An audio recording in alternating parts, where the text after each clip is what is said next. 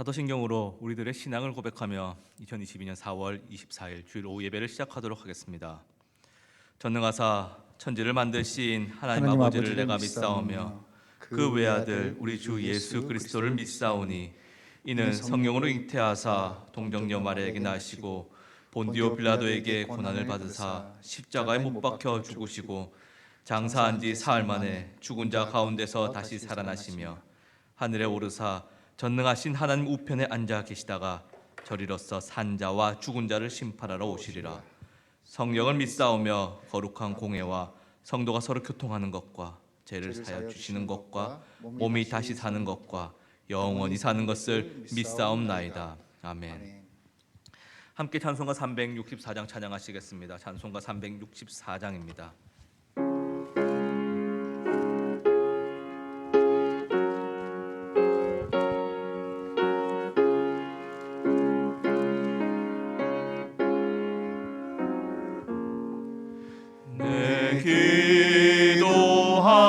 기도하는 그 시간 그때가 가장 즐겁다. 이 세상 근심 걱정에 얽매인 나를 부르사 내 진정 소원 주 앞에 낱낱이 바로 아뢰어 큰 불행 당해 슬플 때 나 위로받게 하시네. 내 기도하는 그 시간 내게는 가장 귀하다. 저 광야 같은 세상을 끝없이 방황하면서 위태한 길로 나갈 때 주께서 나를 이끌어 그 보좌 앞에 나아가 그 은혜 받게 하시네. 내 기도하는 그 시간 그때가 가장 즐겁다. 이때 거친 큰 죄로 내 마음 심히 아파도 참 마음으로 뉘우쳐 다 숨김없이 아뢰며 주 나를 위해 복 주사 새 은혜 부어 주시네. 내 기도하는 그 시간 그때가 가장 즐겁다. 주 세상에서 일찍이 저 요란한 곳 피하여 빈들에서 나 산에서 온 마음을 세워 지내사 주 예수 친히 기도로 근본을 보여 주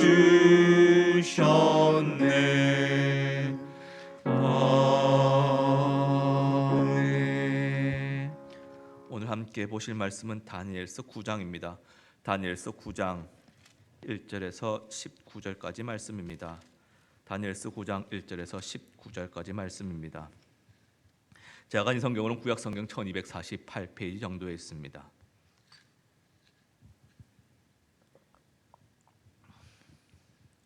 다니엘서 9장입니다.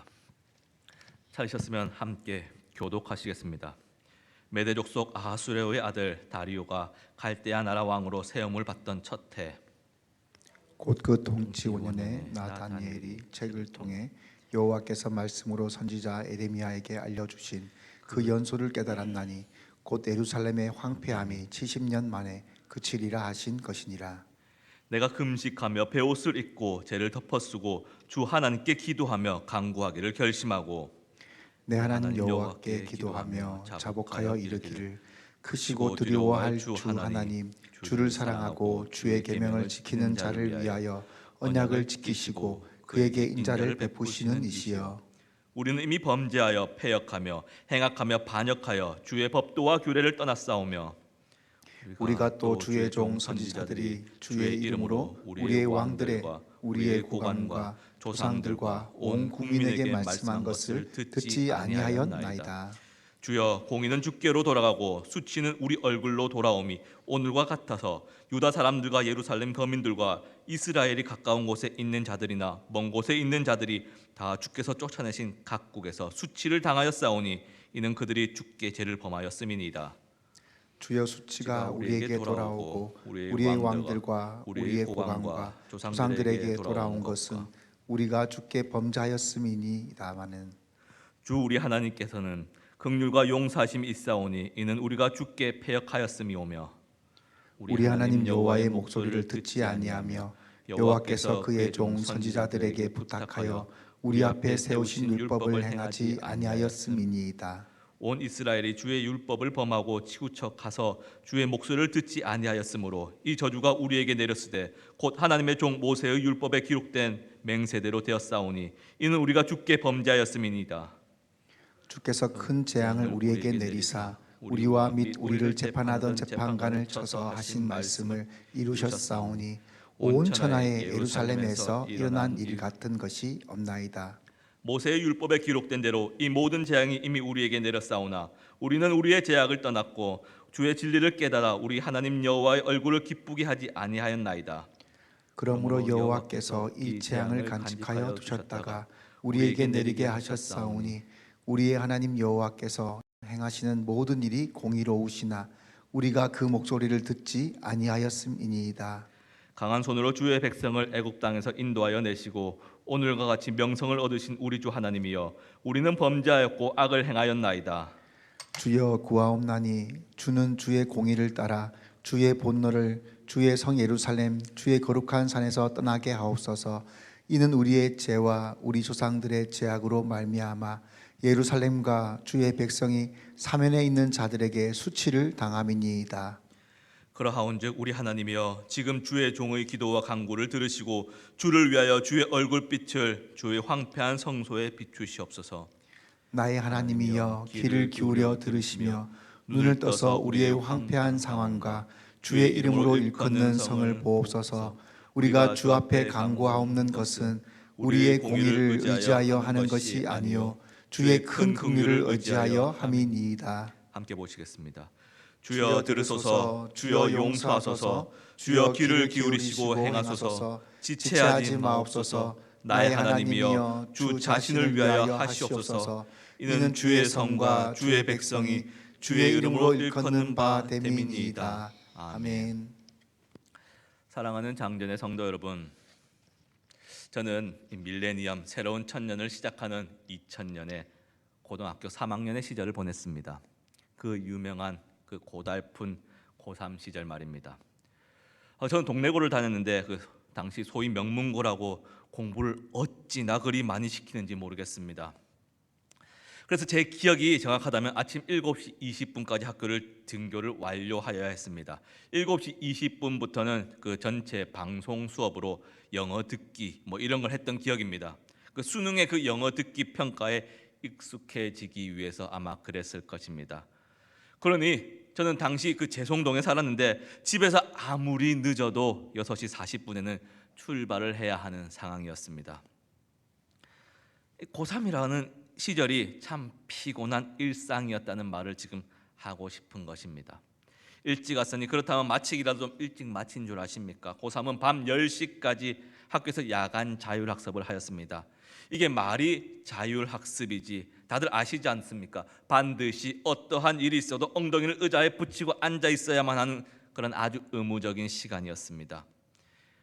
이러다 보니 하루의 거의 모든 시간을 다 학교에서 보내는 것입니다. 정말 잠만 잠시 집에 가서 자고 오는, 그래서 어쩌면 학교가 주 생활 공간이며 잠시 쉬는 이 브레이크 타임으로 이 집에 갔다 오는 그런 형태의 생활을 약 1년간 하였습니다. 아마 당시 고3 학생들은 다들 그렇게 하였을 것입니다. 그리고 다들 성적하며 그 성적에 목을 매달고 시험 성적 1점 1점에 그 일이 일비하는 그런 상황이었습니다. 정말 숨 막히는 일상이지 않습니까? 물론 지금 고3이라고 해서 별반 다르지 않을 것입니다. 어쩌면 더할지도 모르겠습니다. 내신 성적까지도 잘 준비를 해둬야 하니 중간고사 하나하나, 쪽지시험 하나하나 마냥 가볍게 그렇게 볼 수는 없을 것입니다. 그런데 2000년 6월이었을 것입니다. 전국 모의고사가 하나 있었는데 이 시험이 원래 학사 계획에 없던 것이었습니다. 그런데 무슨 이유였는지 잘 기억은 나지 않지만 교육부에서의 그 정책 변경으로 여튼 갑자기 모의고사 하나가 생긴 것입니다. 그러니 선생님들은 좋은 게 좋은 거라고 자신의 학업 실력을 이렇게 평가할 수 있는 좋은 기회니 최선을 다해서 시험을 치라고 하였습니다. 다만 정말 모의고사이며 어떤 학사 계획에 있던 것이 아니기에 어디 성적에 반영이 된다거나 그런 것도 아니고 정말 좀 말 그대로 이 모의고사가 되어버렸습니다. 감이 좀 오시지 않습니까? 저는 그 시험을 이제껏 해보지 않았던 방식으로 아주 독창적으로 시험을 쳤습니다. 어떤 독창적인 방식을 사용하는지는 알아서 어떤 상상을 하셔도 괜찮습니다. 단 부정을 저지르지는 않았습니다. 그리고 저는 정확하게 기억이 납니다. 저는 문과였는데 문과 198명 중에서 197등을 하였습니다. 제 뒤에 단 한 명이 있었습니다. 근데 저는 그 단 한 명이 누군지 알고 있습니다. 아주 잘 압니다. 저랑 친한 그 재송중학교 출신의 친구였는데 그 친구가 198등을 하였습니다. 그리고 그 친구가 사실 바로 제 앞자리에 앉았습니다. 그렇습니다. 저희 둘은 의도적으로 시험을 그렇게 친 것입니다. 왠 줄 아십니까? 어차피 성적에 안 들어가니까, 어차피 잘하나 못하나 달라지는 게 없으니까 말입니다. 물론 성적표를 들여다볼 용기는 좀 필요했지만 말입니다. 그렇습니다. 어차피 해도 달라지는 것이 없는 것에 대해 우리는 가끔 이렇게 굳이 노력을 해야 할 필요가 있는지에 대해서 의문을 가지게 됩니다. 물론 그것을 실행에 옮기는 것에 대해서는 별개인 것 같기는 하지만 사실 그때 무슨 객기로 그렇게 했는지 모르겠습니다. 사랑하는 장제성도 여러분, 우리는 어떤 일이 잘 해결이 되지 않고 점점 더 어려운 상황에 빠질 때, 이때 정말 믿음의 말을 합니다. 하나님의 뜻이 있을 거야, 하나님의 계획이 다 있을 거야, 이 말입니다. 전지전능하신 하나님께서, 창조주 하나님께서 그의 손으로 지으신 모든 피조물에 하나님의 뜻이 있으며 존재의 이유와 목적이 있는 것은 절대적으로 당연합니다. 100% 동의하는 바입니다. 하나님의 계획과 섭리 안에 벗어나는 것은 그 어느 것 하나 없다고, 절대적으로 당연하다고 말할 수 있습니다. 그런데 이 고난 가운데, 어려운 상황 가운데 빠져 있는 사람에게 하나님의 계획이 있습니다, 하나님의 뜻이 분명히 있습니다라고 말할 때는 그 정말 위로가 되고 힘이 되어주고 싶은 마음인데 왠지 가슴이 답답할 때가 있습니다. 하나님의 계획이 있다, 하나님의 뜻이 있다, 이 말이 그 모든 것이 다 정해져 있는 것처럼 느껴지기 때문에 그렇습니다. 그렇다면 다 정해져 있는데 굳이 왜 기도를 해야 하는 것인지, 이미 다 하나님의 뜻 안에 정해져 있기에, 기도가 우리의 특권이며 하나님과의 교제의 그 좋은 수단임에도 불구하고 뜻이 정해져 있는데 더 이상 무슨 의미가 있는지 의문이 생긴다는 것입니다. 제가 이제까지 신참내기 목사라서 이 교구 사역을 얼마나 했겠냐마는 그래도 또 이럴 때 비장의 무기가 있습니다. 기도를 통해 하나님의 마음과 계획이 바뀔 수도 있다고, 혹여나 우리의 기도를 통해 하나님께서 불쌍히 여겨 응답해 주실지 모른다고 이렇게 기도를 독려하는 스킬을 사용하는 것입니다. 그런데 이게 또 가만히 생각해 보니까 이거 하나님의 긍휼하심과 전지하심이 양립할 수 없는 것처럼 느껴진다는 것입니다. 이미 하나님의 뜻이 정해져 있음에도 우리의 그 간절하고 애틋한 기도를 봐서라도 뜻을 돌이켜 달라는 것이지 않습니까? 그럼 하나님의 뜻이라는 것이 애초에 우리의 간절함은 고려하지 않았는데 우리가 너무 애달프고 간절하게 상황과 처지를 기도하니 하나님께서 다시 그 간절함을 재고려해서 다시 결정을 내린다, 이래는 거지 않습니까? 그렇게 되면 하나님은 온전히 선한 그 긍휼하신 분이 아니거나, 아니면 우리의 필요와 그 간절한 마음까지는 미처 다 알지 못하는, 그래서 전지라고 하기에는 조금 부족하다는 말이 된다는 것 같습니다. 상황과 환경이 바뀌기를 간절히 기도하라는 것인지, 아니면 어차피 기도해도 하나님의 뜻 안에서 바뀌지 않을 것이니 기도하지 말라고 하는 것인지, 이래서 답답하다는 것입니다. 요나 선지자 아실 것입니다. 아미띠 아들 요나에게 여호와 하나님의 말씀이 임하였습니다. 전지하시고 전능하신 하나님의 말씀이 니느웨 너네 돌이키지 않으면 너희에게 재앙으로 너희를 칠 거다. 지금 하나님 말씀이 이거지 않습니까? 단지 이 말을 요나 선지자 보고 전하라고 말씀하신 것인데 다시스로 가는 그 배 타다가 물고기 뱃속에 좀 머물렀다가 그러다 요나서 3장 10절에서 오면 이제 좀 헷갈리기 시작을 합니다. 요나서 3장 10절입니다. 하나님이 그들이 행한 것 곧 그 악한 길에서 돌이켜 떠난 것을 보시고 하나님이 뜻을 돌이키사 그들에게 내리리라고 말씀하신 재앙을 내리지 아니하시니라. 이 본문을 보면 지금 하나님의 뜻이, 본래 하나님의 뜻은 니느웨에게 말씀하신 그 재앙을 꼭 내리는 것 같다는 겁니다. 니느웨를 재앙으로 완전 쫄딱 망하게 하는 게 하나님의 목적인데, 그나마 니느웨 너네가 하나님 믿고 금식을 선포하고 높은 자나 낮은 자나 막론하고 굵은 베옷을 입고 죄를 뒤집어 쓰고 앉아 있어서, 요나서 3장 5절이지 않습니까? 그래서 너희들이 그렇게까지 하니까 돌이켜서 특별히 이번에 한번 봐준다, 한번 봐준다, 이런 느낌이 드는 겁니다. 그렇지 않습니까? 그러니까 하나님이 뜻을 돌이켰다고 기록하고 있지 않습니까? 그렇다면 아무렇게나 니느웨처럼 막 살다가 마지막에 가서 금식하고 회개해도 하나님이 그거 보면 뜻을 돌이킬 때니까 괜찮지 않겠나, 이런 생각까지도 드는 겁니다. 저만 그렇습니까? 그게 아닙니다.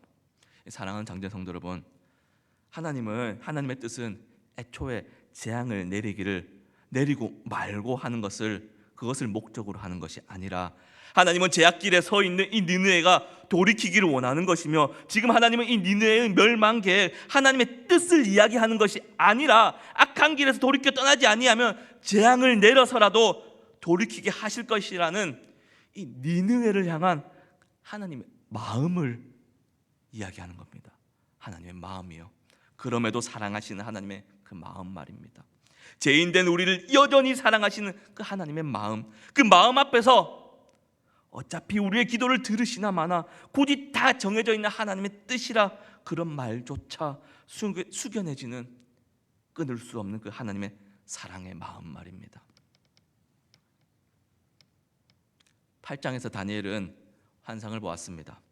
바벨론 제국 이후 오고 가는 강대국들의 흥함과 망함에 관한 그 환상이었는데, 특별히 그 안티오쿠스 4세에 의해 성전이 짓밟히게 될 것이라는 그 사실은 다니엘도 아무래도 좀 받아들이기 힘들었던 것 같습니다.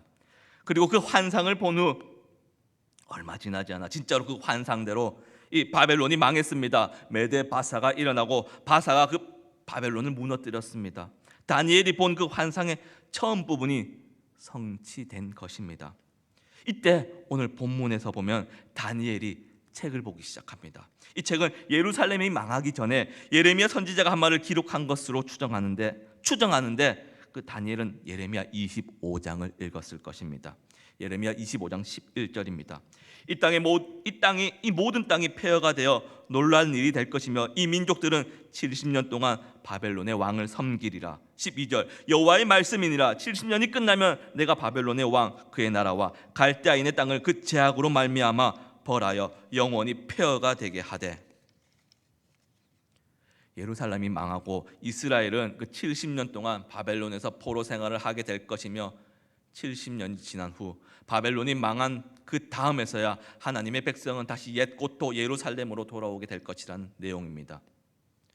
그리고 지금 이 모든 일이 성경에 기록된 신실하신 하나님의 계획 안에 있다는 것입니다. 다니엘이 포로로 잡혀온 것이 주전 605년경이며 이 바벨론이 그 바사왕 고레스에 의해서 망한 것이 539년경입니다. 지금 이것을 계산해 보면 횟수로 보면 얼추 한 68년 정도 지난 상황입니다. 그러니까 유대 백성이 이 포로 생활을 마치고 다시 예루살렘으로 돌아갈 때가 이제 한 2년 정도 남았다는 것입니다. 그런데 다니엘이 지금 자신이 본 그 환상의 첫 번째 그 바벨론이 무너지고 바사가 일어날 일들을 아주 그 말씀대로 환상대로 신실하게 이루어지는 것을 직접 경험하였습니다. 그리고 하나님의 계획도 이제 예레미야 책을 봐서 알게 되었습니다. 예레미야의 말씀 그 70년이 이제 거의 다 찼습니다. 한 2년밖에 안 남았습니다.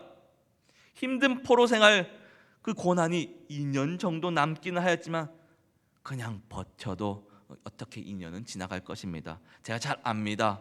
저도 군대 2년 2개월을 갔다 왔거든요. 그럼 이제 다니엘은 어떤 기도를 해야 할까요? 아니요, 굳이 기도가 필요한가요? 어차피 2년만 지나가면 되는데. 사랑하는 장제 성도 여러분, 그런데 잘 생각해 보면 이 다니엘이 본 환상은 70년이 지나고 평화롭게 끝나는 것이 아니었습니다. 그렇지 않습니까? 이 바벨론 가고 이 바사의 고레스가 등장을 했다. 그 뒤에 헬라의 알렉산더의 대왕이 천하를 호령하였지만 무너지고 로마가 등장하는 거지 않습니까? 다니엘이 본 환상은 그 바벨론의 포로 생활이 끝난다고 해서 평화가 찾아오는 것이 아니라 포로 생활이 끝나면 또 새로운 헬라가 등장하고 로마가 등장하는 결국 역사 가운데 오가는 수많은 나라에서 그 어떤 소망, 그 어떤 희망을 찾을 것이 아니라 결코 망하지 아니하는 영원한 하나님의 나라에 소망을 둘 것을 이야기하였지 않습니까?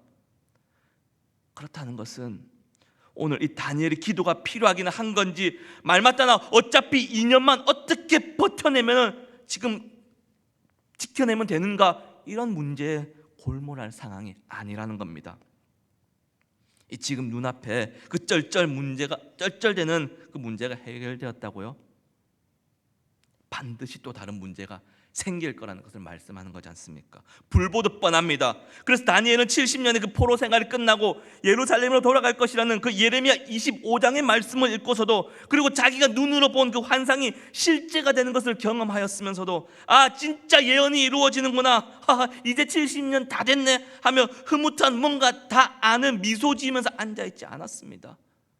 다니엘은 오히려 베옷을 입고 금식하며 제를 쓰고 회개의 기도를 올려드렸습니다. 오늘 우리가 함께 읽은 이 다니엘 9장의 기도 말입니다. 반드시 회개를 해야 예루살렘으로 돌아갈 수 있기 때문이 아닙니다. 금식하며 죄를 뒤집었어야지 하나님께서 뜻을 돌이켜 도와주실 것도 아닙니다. 물론 70년이 지나서 돌아가겠지만 그럼에도 여전히 아직도 헬라가 남아있고 아직도 로마가 남아있습니다. 오고 가는 역사 속에서 계속해서 흥하고 망하기를 반복할 것이라는 겁니다. 사랑하는 장제 성도 여러분, 다니엘은 이 영원히 망하지 아니하는 하나님 나라를 기다리며 이 백성이 오직 살 길은 하나님밖에 없음을 알았기 때문에 기도하는 것입니다. 70년 만에 예루살렘으로 돌아가는 것이 살 길이 아니라 이스라엘에게 오직 하나님이 소망이며 오직 하나님이 살 길이었기 때문입니다. 흥망성쇠를 반복하는 그 역사 가운데 이스라엘이 해야 할 일은 오직 하나님을 붙드는 일이었습니다. 하나님만이 살 길입니다. 그래서 기도하는 것입니다. 기도한다고 해서 갑자기 하나님의 축복이 여름 장맛비처럼 쏟아부으시지는 않겠지만 기도하지 않는다 해서 하나님께서 괜시리 역정을 내시며 우리를 모른다고 외면하진 않으시겠지만, 바벨론 포로의 70년이 그 정한 하나님의 변개치 아니하는 뜻이라고 한다면, 아무리 우리가 애달픈 기도를 한다고 해서 그 기간이 조금도 단 하루도 단축되지 않는다고 하더라도, 우리가 하나님이 살 길이라는 사실을 안다면 하나님이기에, 우리가 붙들어야 할 하나님이기에, 하나님이기 때문에 그래서 기도해야 하는 것입니다. 지금 눈에 보이는 그 문제가 해결되네 안 되네 아웅다웅하며 기도가 맞네 기도가 틀렸네가 아니라, 우리의 살 길이 하나님이라는 것을 안다면 반드시 하나님의 품으로 찾아 들어가야 하는 것입니다. 기도해야 한다는 것입니다. 그래서 다니엘은 기도하던 말던 어차피 2년만 버티면 예루살렘으로 돌아갈 것이지만, 그럼에도 죄를 회개하는 기도를 하였으며 백성들의 죄를 자복하며 하나님을 찾았습니다. 다니엘은 그저 70년의 포로 생활이 끝나는 것이 진짜 문제의 해결이 아니라 하나님을 붙드는 것이 모든 문제의 해결임을 알았기 때문입니다.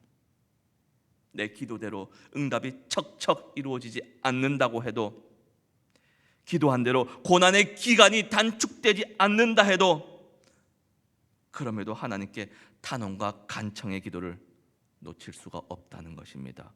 우리의 인생을 하나님의 손에 맡기고 싶고 하나님의 손에 있음을 확인하고 싶어서 말입니다.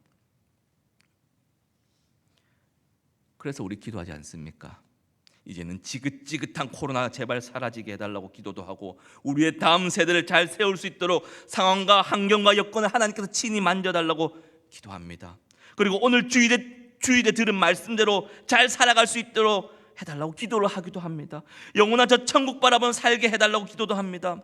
또 우크라이나의 전쟁이 멈추고 여호와 샬롬의 은혜가 임하기를 기도합니다. 질병으로 고통받고 경제적 문제로, 믿음의 문제로, 관계의 문제로, 문제란 문제는 다 우리가 하나님께 아뢰고 기도를 합니다. 왜 그렇습니까? 기도할 때 아무리 생각해봐도 결국은 하나님밖에 없기 때문이지 않습니까? 하나님밖에 없습니다. 그렇습니다. 하나님이 없다면 그 어떤 형통도 의미가 없고 고난도 의미가 없습니다. 하나님이 살 길이 아니라면 저도 어차피 그냥 2년만 버텨라고 말해주는 게 더 낫겠다 싶습니다. 하지만 하나님 때문에, 하나님이 우리의 살 길이기에 믿음의 역사도, 사랑의 수고도, 소망의 인내도 의미가 있는 것입니다. 사랑하는 장제 성도 여러분, 결코 망하지 아니하는 영원한 하나님의 나라 우리의 기도로 볼 수 있습니다. 그렇습니다. 이제 코로나가 서서히 좀 끝이 나는 것 같습니다. 맞습니다. 우리는 3년간이나 기도하며 부르짖었습니다. 이 코로나로 인해 못 살겠다고, 코로나 종식되게 해달라고 제가 중보기도실에 기도 제목을 관리하는데 매주 코로나 상황 점검하며 이 기도 제목 업데이트하였습니다. 하나님의 섭리이며 하나님의 허용 안에 있는, 하나님의 계획 안에 있는 일들을 우리의 기도를 통해 얼마나 그 코로나의 기간이 단축되었고 상황이 정말 우리의 간절한 기도만큼 호전되었는지 잘 모르겠습니다. 어쩌면 조금 더 코로나의 이 3년의 시기가 그냥 하나님께서 애초부터 이만큼 계획하신 것이라 해도 잘 모르겠습니다. 정말 모르는 일이지 않습니까? 그런데 이 중보기도실에 앉아 기도해 보신 분들이 공통적으로 이야기하는 것이 있습니다. 분명히 아실 것입니다. 경험하셨을 것입니다. 그 기도의 시간만큼, 거기서 보낸 시간만큼 하나님을 더 알게 되었다는 것 말입니다. 하나님과의 더 깊은 교제의 시간이 되었다는 것 말입니다. 영원히 망하지 아니하는 그 하나님의 나라를 그 기도의 시간을 통해 엿볼 수 있었다는 것입니다. 그래서 잠깐 흥하였다가 결국 무너지는 이 세상의 길이 아니라 오직 하나님만이 우리가 영원히 살 길이라고 당당히 말할 수 있는 것입니다. 사랑하는 장제의 성도 여러분, 그래서 기도하길 바랍니다. 기도하는 저와 여러분이 되길 소망합니다.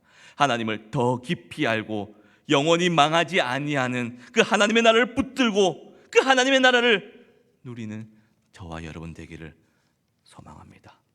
함께 기도하시겠습니다. 사랑하는 하나님, 감사합니다. 하나님은 전지하시며 전능하시며 영원 전부터 변함없이 우리를 사랑하사 죄와 허물로 죽은 우리를 하나님의 뜻 안에서 살아갈 수 있도록 구원의 은총을 베풀어 주셔서 참으로 감사합니다. 하나님, 우리는 하나님께 기도를 하며 이 간절한 기도는 상황과 환경을 바꿀 것이라는 믿음을 가지고 이 기도를 통해 하나님의 뜻을 변하게 하길 바라는 경우가 꽤 많습니다.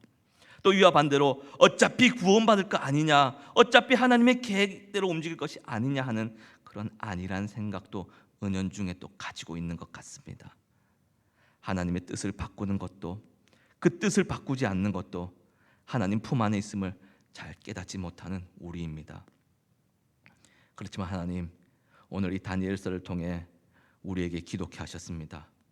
눈앞의 상황과 환경을 바꾸는 수준의 그 문제를 넘어 흥망성쇠를 반복하는 이 땅에서 영원히 망하지 아니하는 그 하나님의 나라를 보여주는 우리의 살 길이 하나님이란 사실을 알게 해주는 그 길이 바로 기도라는 사실을 말하고 있음을 함께 나누었습니다. 하나님, 우리가 살 길은 하나님 붙드는 것입니다. 그 하나님 단단히 붙잡고 살아갈 수 있도록 은혜 부어 주시옵소서. 기도하다 하나님 만나고 기도하다 영원히 무너지지 아니하는 그 하나님 나라를 누리는 우리 장전의 성도님들 될 수 있도록 한 명 한 명의 삶을 주관하여 주시옵소서. 그래서 온전히 주의 뜻대로 살아가는 인생 될 수 있도록 온전히 하나님의 뜻을 구하며 하나님의 뜻을 알아가는 그 자리까지 이룰 수 있도록 은혜 베풀어 주시옵소서.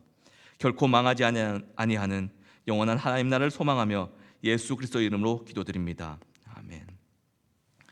지금은 우리 주 예수 그리스도의 은혜와 하나님의 크고 놀라우신 사랑과 성령님의 충만하신 역사하심이 오늘 흥망성쇠를 반복하는 세상 속에서 영원히 무너지지 아니하는 하나님 나라를 붙들고 기도하며 하나님만이 우리의 살 길임을 고백하며 결단하는 주의 백성들 머리 위에와 기도하며 열방의 하나님 품 안으로 찾아들기를 꿈꾸는 선교사님들과 한 영혼 붙들고 주께 부르짖는 주의 사역자들 위해 낙도 오지 농어촌에서 삶 다해 헌신하는 목회자들 위해 그들의 교회 위에 지금부터 영원토록 함께하길 우리 구주 예수 그리스도의 이름으로 축원하옵나이다.